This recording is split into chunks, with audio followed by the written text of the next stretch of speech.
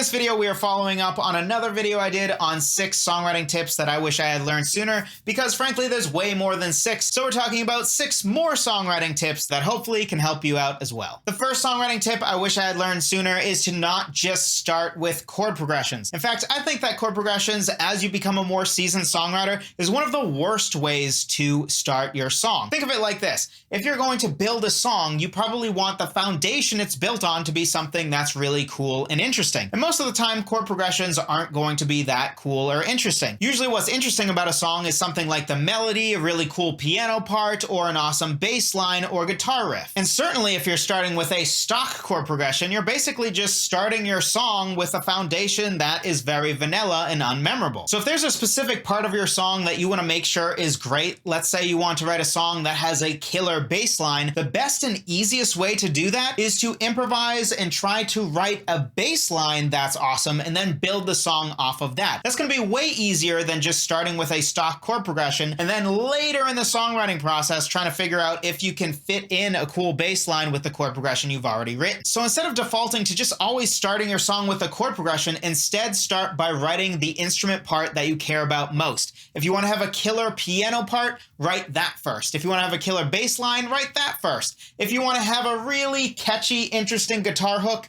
write that first instead of starting just with a stock chord progression. The next tip is when writing lyrics, be biased towards just writing and not editing. Seen another way, turn your internal editor off when you are writing your lyrics. Later on in the lyric writing process is the time for editing, but when you first sit down to write, when you're staring at a blank page, when you're trying to come up with some of the first drafts of your first or second verse, don't be thinking like an editor, think like a writer. What I found to be a really healthy view of writing is to see writing as exploration rather than building. If we see writing as exploration, there's going to be less pressure on the writing process. And frankly, most of the final quality of your song is going to be created in the editing process anyway. So our internal editor is useless early on in the process. We just want to write, and explore in different directions until we find something that can be refined into gold. If we view writing as building instead, which I think is how a lot of people tend to think of writing,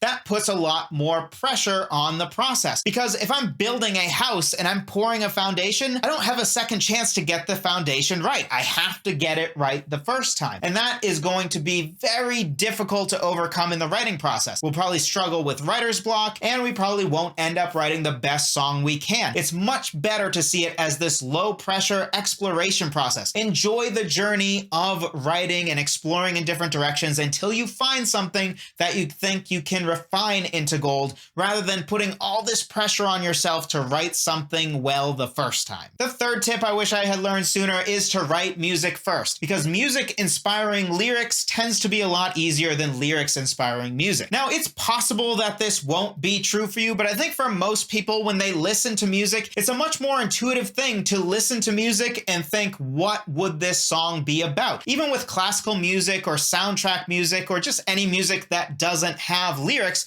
we're sort of used to listening and really internalizing, it's this song about somebody being wistful for a long lost love. We're already used to doing that and hearing a story inside of music. But for most of us, it's less intuitive to look at or listen to words and then figure out what the music that would back those words up would be. It took me a while to get to this realization, and it really happened from a combination of factors. One is that I used to try to write lyrics first because I've always deeply cared about good lyrics. But I found that lyrics are sort of the one part of songwriting that you can sort of write at any point in the process, and it is equally difficult to write good lyrics. I think it's way easier to write an awesome instrument part early in the song relative to late. But I think when it comes to writing great lyrics, whether you do it first or last, honestly, it's going to take a lot of time to get right anyway. Another thing that helped me to this realization is realizing that all my favorite lyricists are still people who started with the music first. So I found that just overall, the best general process for me to go through to come up with a song that I think is the best all around usually starts with come up with an interesting instrument part, then figure out a melody to go on top of that part, and then at the end, write the lyrics and allow the music to inspire the lyrics. Another bonus reason why I think this can be very helpful is if we just sit to write lyrics, we're probably going to gravitate to talking about the same things over and over again. But if we write our music first, Sometimes the music will inspire us to talk about something in our lyrics that we normally wouldn't even think of, because maybe we just like writing a bunch of happy love songs, but if we come up with music that sounds more wistful and sad, then we're kind of forced into writing a lyric that fits with that vibe. A fourth tip I wish I had learned sooner is that a song's quality is not really determined by a sum of its parts as much as it's determined by how well the parts all fit together. This is very similar to the concept that a team is not a sum of its parts. A part of what made me realize this is that some songs just fit with a really basic strummed acoustic guitar chord progression, while other songs really shine when they have a really memorable guitar hook or bass line or piano part. And even though I would say that generally it's better to have an interesting piano riff or guitar hook than it is to have a basic acoustic guitar strummed chord progression, there are some songs that the vibe of the song just fits with that really basic chord progression better. Or seen another way, if you take your completed song and then you just single out the chord progression and make that better, that might not actually make the overall song better. Because even if the chord progression is more interesting, it might not fit with your melody and your basic lyrics and theme as well as the original chord progression did, even though on its own, this new chord progression is more interesting or more good. So even though I'm a big proponent of trying to start your song with something interesting,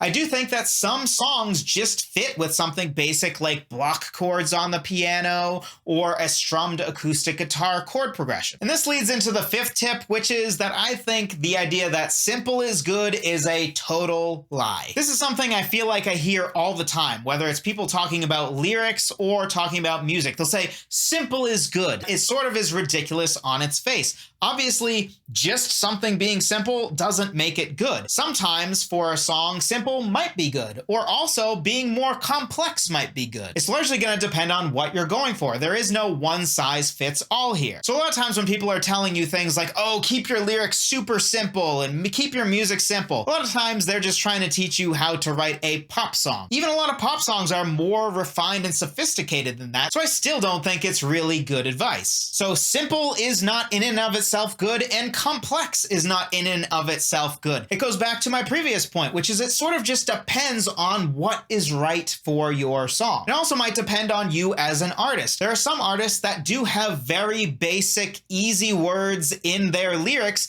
and that works great for them. But there are other songwriters that use bigger words and have more sophisticated lyrics, and that also can be great. The idea that simple lyrics are inherently good or complex lyrics are inherently good is just ridiculous. I think a better way to look at this is we all should experiment a little bit more with trying to be more complex than our usual music and lyrics, and trying to be more simple than what we usually do as well. Because for some of us, we already lean towards being overly simplistic. So if we try to add a little bit more complexity to our music, that might actually be good for us. And then some others of us might lean towards being overly complex and could use a little more simplicity in our writing. Another way to look at this is in any creative process, and certainly in songwriting, we have both our brain and our heart. Some people are going to overemphasize the brain, they'll obsess about music theory, and they'll obsess about crazy time signatures, and they never will even think about like, yes, but does it touch the hearts of the listeners? Is there heart in this song? Think of it like a technically advanced movie that forgot to have any character that you resonated with at all.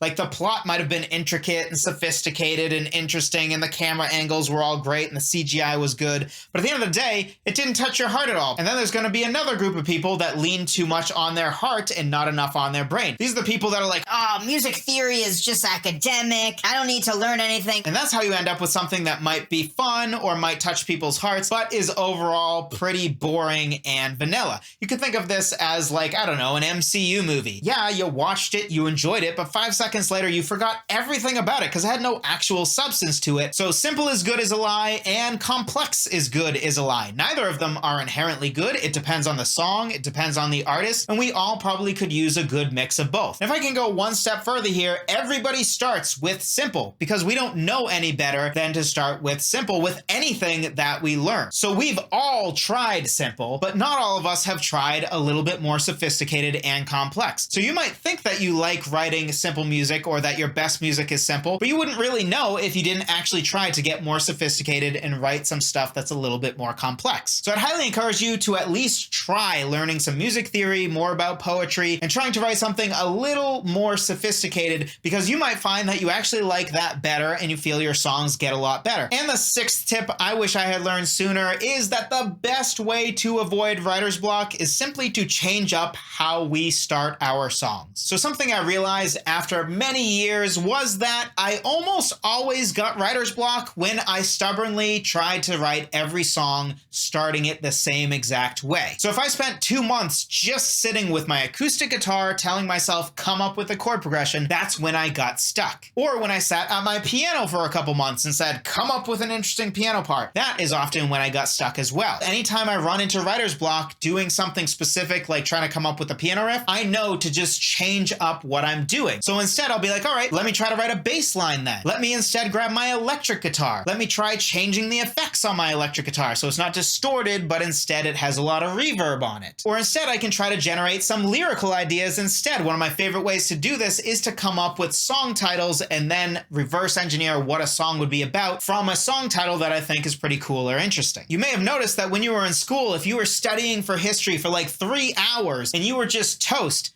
you still were probably able to go do some math homework right after. Because it wasn't just that your brain was generally toast necessarily, it just was really sick of reading the same history over and over again, so your brain needed a break from history, not just a break generally. Or another example is you might be super fried after you come home from work and you just don't want to do anything. And yet when you sit to write songs, you find yourself, hey, this is actually pretty fun, and I had more creativity left than I thought. And that's because your brain is changing context. It's no longer trying to do whatever it was trying to do during your day job. It's now thinking about songwriting. And history is very different than science, which is very different than math. So it might not be that your creativity or your brain is just generally tired with whatever you're trying to write. It might be that just the current instrument you're sitting at or the way you're trying to start your song is not something you're currently inspired by. So if you want more on this, be sure to check out my free guide on 10 different ways to start writing a song. That's really what that guide is based on, is this principle. So be sure to check it out. My free gift to you. Thank you so much for watching, and I will talk to you in the next one.